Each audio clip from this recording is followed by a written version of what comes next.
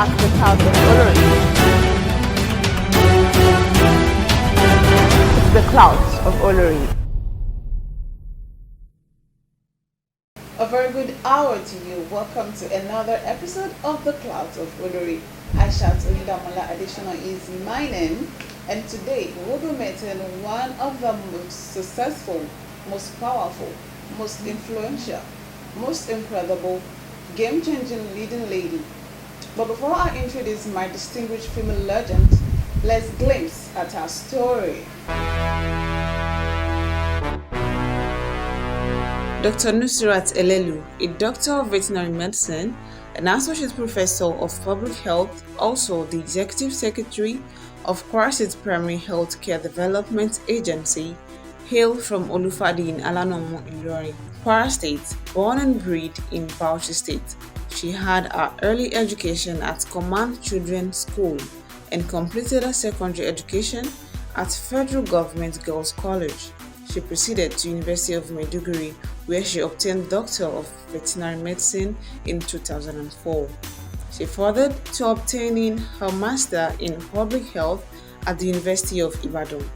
She was once an officer in charge of the Presidential Horses at Guards Brigade Command at Federal Capital Territory during her youth service. She got married to Oladimiji Elelu and dedicated her first 5 years of marriage to family alone. She got a job as Assistant National Project Coordinator for Food and Agricultural Organization of the United Nations. And in 2010, she was invited at the University of Ilorin as the pioneer staff for the Veterinary Medicine faculty during the administration of Abdulganiyu Ambali. In the midst of that, she went for her PhD at Bristol University in the United Kingdom and became a senior lecturer on her arrival. As a senior lecturer, she became head of department, public health and preventive medicine. And at the end of her tenure, she went to University of East London for her postdoctoral training, where she was also a visiting lecturer at the School of Sports, Health and Bioscience for 2 years. Afterwards, she became the Faculty of Veterinary Medicine Postgraduate Coordinator, where the commencement of postgraduate courses was pioneered. And in the middle of coordinating, she got invited to join Kwara State COVID-19 technical team during the 2020 lockdown. At this time, she was the Kwara State Chairperson of Community Engagement Subcommittee for COVID-19 Task Force. Since then to this very moment, she has been opportune to play a bit as the Executive Secretary of Kwara State Primary Health Care Development Agency. Welcome back. The Kwara State Executive Secretary to Primary Health Care Development Agency, Associate Professor Mrs. Nusirat Elelu, has been on the show with me. Thank you for holding on, and how do you do? Thank you for having me. I'm fine. Thank you. So, how does it feel to be a leading lady? Well, I must say that being a leading lady comes with a lot of responsibility because you have to put your best foot out there all the time. You need to set the right example. You need to say the right thing because you know that a lot of people will have to look up to you to provide a lot of guidance and set the right example. So it is a good feeling, but it is a good feeling that comes with a lot of responsibility. Okay, so what is the most important thing life has taught you? Well, the most important thing life has taught me is that we must take advantage of opportunities. Whatever it is worth doing is worth doing really greatly because you never know what opportunity might come from that this little opportunity you have. People don't see opportunity for what it is because you tend to underestimate the possibilities out there. But I'd like to encourage us by saying that whatever what I have been able to to go through in my life, it has taught me that where I am today, whatever you know challenges I have gone through along that way was to prepare me for the present position, and whatever position whatever challenges I have now is to prepare me for whatever challenge that is ahead. So it is, when we have an opportunity, make the very best of it, be the best at it, and you're going to see that it is going to take you much more places than you ever imagined. Okay. So, what is your best way of attaining happiness? Well, my best way of attaining happiness is just to not certainly please everyone. You cannot please everyone. You do what pleases your conscience, and once you do that, you are going to be at peace.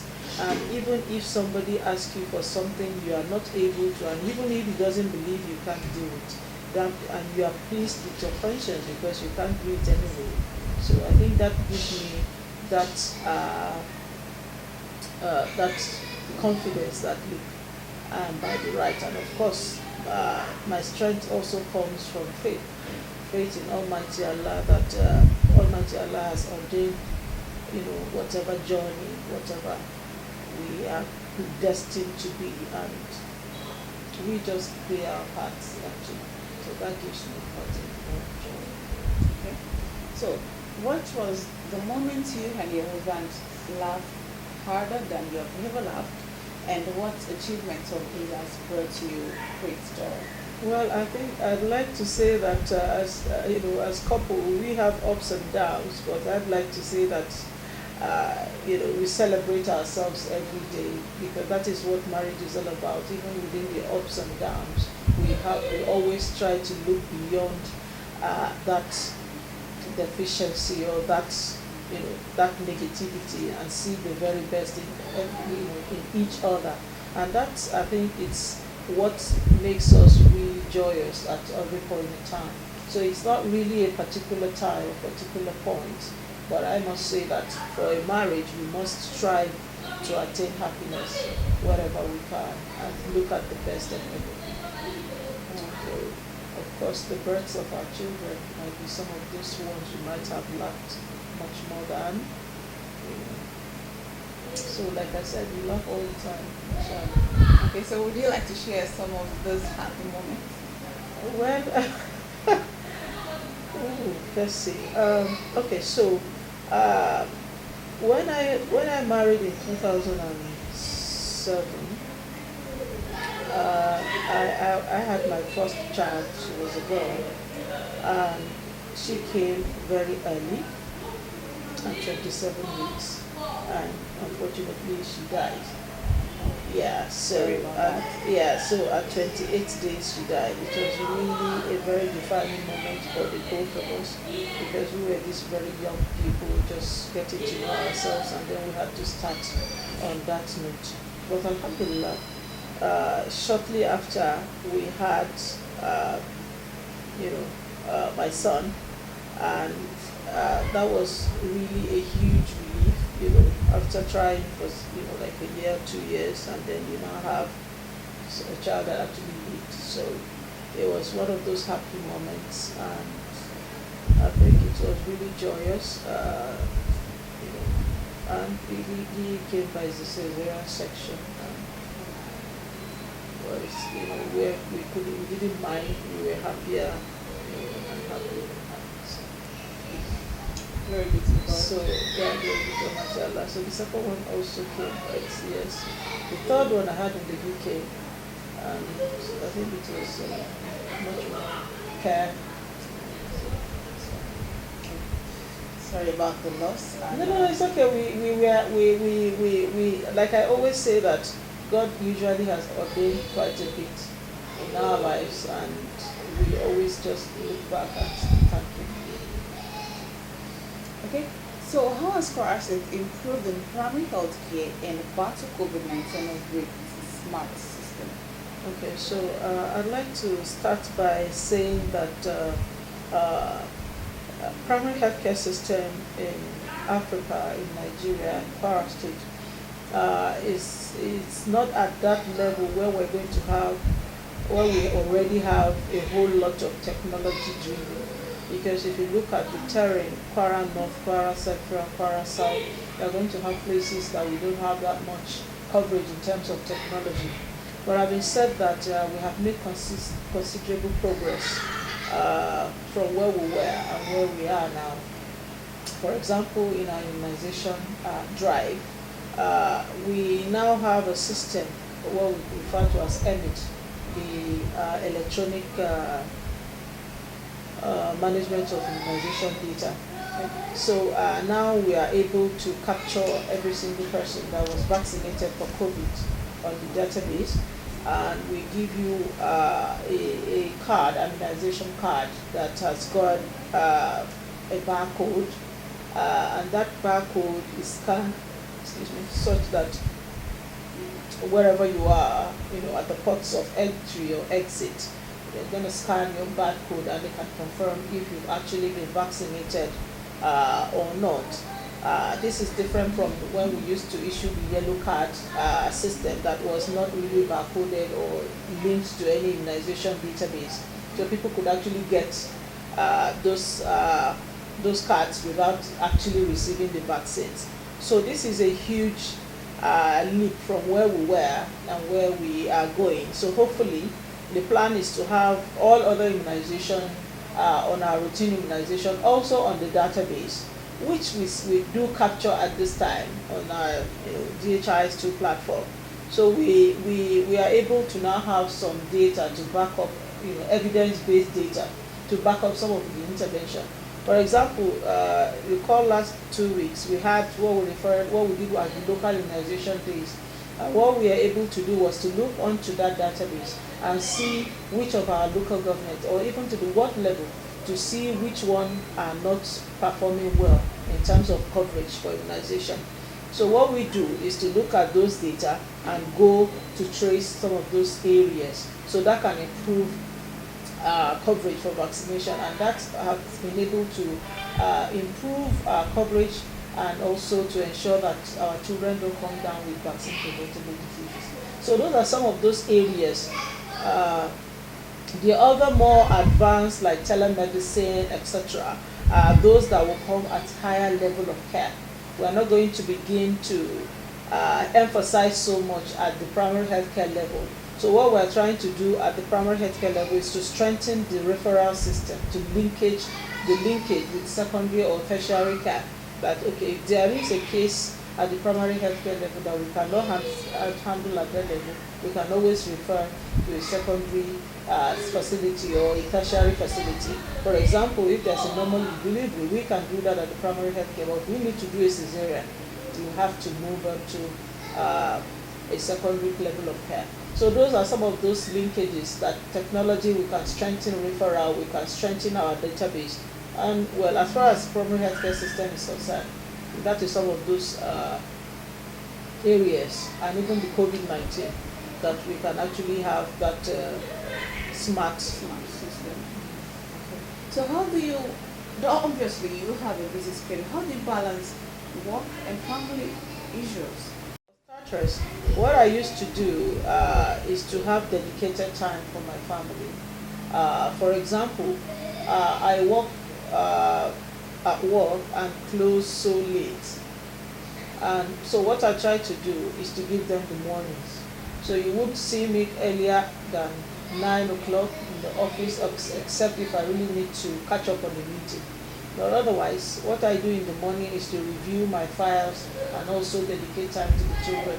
So at that time, I would ask about their day, because sometimes I'm back, they are sleeping. So in the mornings, I make sure I'm there. And for weekends, I usually do the cooking on weekends. So I make sure that, however, especially Sundays. So I usually try to engage them and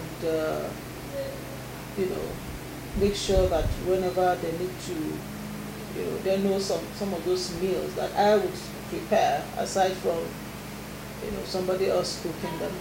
So I try to balance that. Of course, I make sure that I don't miss their open days. I go to their school events. also interact with their friends and make time to also take them out on their special occasion like their birthdays and stuff. Okay, what about the challenges at work especially? At work, I think the major challenge is going to be, you know, the length or amount of hours you have to put in. You know, you need to work around the clock because we are in the health space, so we don't have a holiday. So most of the challenge will come from the expectation that people have. You know, we have over 600 primary healthcare centers, and everybody will expect that I have to be everywhere in those 600 places. So it's just going to be the challenge of the length of work that you need to put into some of those places, and of course you have to travel. I've been to one of the LGAs today to visit to assess a primary healthcare center. So some of it is just going to be. But what I try to do is to prioritize. So I prioritize my day, I prioritize my schedule, I prioritize my meetings. So once I do that, I can always schedule in order of how significant I need to be there. Okay. So what is the quality of care at our primary healthcare center? Okay, so that is a very important question because one of the reasons why we go to health center is because we want to have quality access to our health. And I must say that when I resumed, and of course before this present administration, we have a situation whereby the primary healthcare centers itself, in terms of infrastructure, are in deplorable states. But since the present administration now, we've had several of our primary healthcare centers, over 20 of them have been rehabilitated with quality infrastructure and equipment. We have also been able to key into some government intervention like the basic healthcare provision funds that will ensure that at least one functional health center is within every 193 ward in the state. So when we finished our assessment, we realized that if out of our wards do not have any primary healthcare centers, and His Excellency has approved that fresh facilities, health centers built within those 8 wards. So also this is going to go a long way to improve the quality of care. So now we also have got approval to also recruit additional manpower, which is going to be inclusive of the nurses, community health extension workers, pharmacy technician, etc. And these are going to be deployed to our health facility to also improve the quality of care at that level. Also, we are also going to be, we have been having training and retraining, because of course we know that some of our healthcare workers have been graduate for several years, and some of their knowledge might be rusty, and they also need to be in tune with the current trends in terms of management of patients. So what we try to do is to increase training in terms of vaccine management training, service delivery training. We even train them in interpersonal relationship with patient people within the workspace. We have also designed, within the next few weeks, we are going to be having training for our health workers in how to do some management of the life-saving skills or management of emergency operation, emergency obstetric emergency. We are also training them to also be savvy in terms of M&E, so that means monitoring and evaluation, because without data, we are not able to also provide some evidence-based decision making. So what we are doing is we are trying to see how we can update the knowledge and skills of the staff we have within the primary healthcare space, and all this is going to culminate into quality care at the grassroots. So a point of certainty, she is truly outstanding. I wish we could go on and on, but that is all we can take for today. And until next time, live responsibly because the clouds of Olori values you. The clouds of Olori.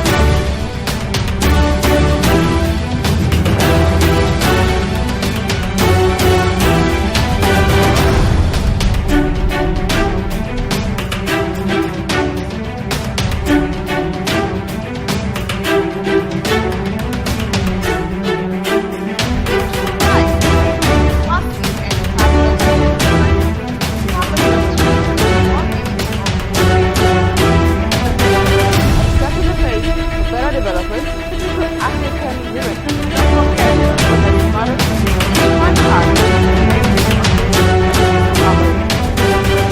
Female legends who keep their heels, heads, and standards high. Watch the heroine on our favorite page at the Clouds of Olori. The Clouds of Olori.